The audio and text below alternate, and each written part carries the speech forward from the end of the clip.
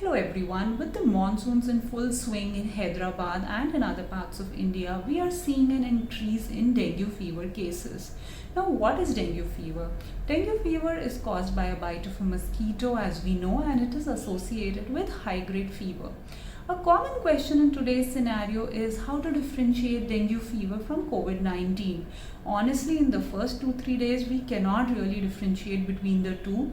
Though the COVID 19 fever is usually not so high, whereas the dengue fever is usually very high, and the COVID 19 fever in children starts going down within 2-3 days, whereas dengue fever lasts for 5 to 7 days.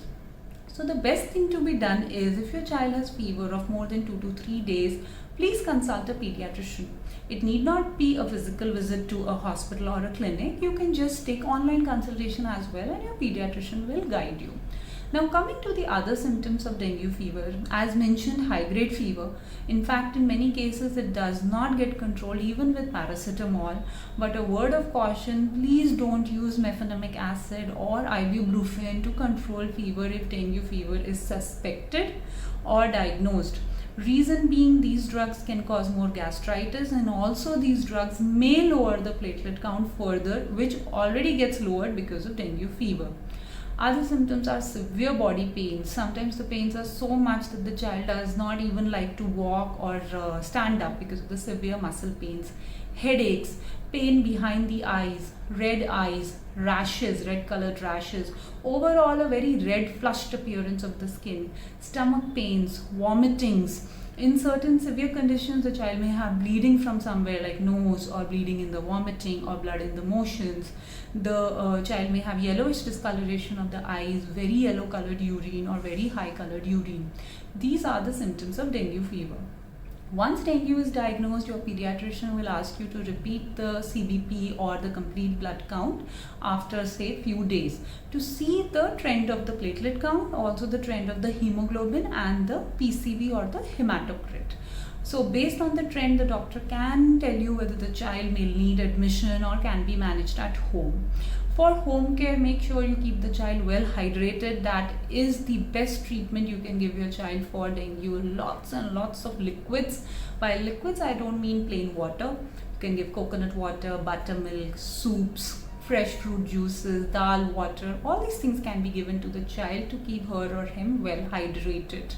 So based on the platelet count, usually a platelet count is more than 1 lakh, child is otherwise doing well, the child does not need hospitalization. The fever starts subsiding after 5 to 7 days, and the child usually recovers completely in 1 to 2 weeks. What are the conditions in which the child needs to be admitted or hospitalized? Usually if the platelet count falls below 1 lakh, the child is not eating, the child is vomiting despite giving vomiting medicines, severe stomach pain, very dull, very lethargic, decreased urination, the child is not even passing urine every 4 to 6 hours in good amount, there is bleeding from any side, there is yellowish discoloration of the eyes, there is very yellow colored urination, or any other severe symptoms, abnormal talking, unconsciousness, altered sensorium. These are the conditions in which the child needs to be hospitalized. Also, during the pediatrician visit, the pediatrician will check the child's blood pressure. So if they find that the pulse rate is very high or the blood pressure is a little on the lower side, then also it is better to admit and start treatment. Now, a common question which we get once we admit the child for dengue is, why are you not starting a proper treatment? There is no proper treatment for dengue. You cannot give a medicine and it will get cured. We can just give symptomatic treatment. For example, if the child is not eating well, if the child needs more fluid, is dehydrated, then we'll accordingly give more fluids. For vomiting, we'll give vomiting medicine. For stomach pain, we'll give medicines for that. In case, which rarely happens even in dengue fever with low platelet, if the platelet is very low and the child is bleeding, then we give platelet transfusion. So it is essentially supportive treatment for the complications of dengue. There is this big myth where people insist that the children should have papaya leaf juice.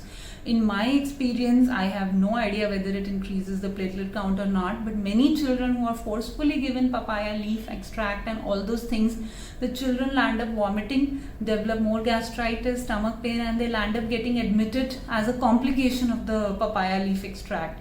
and dengue is a self-limiting condition. Automatically, slowly, the platelet count will pick up.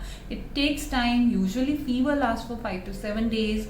After fever is subsided, 1 or 2 days after that also the platelet may keep falling, but slowly and steadily it starts increasing.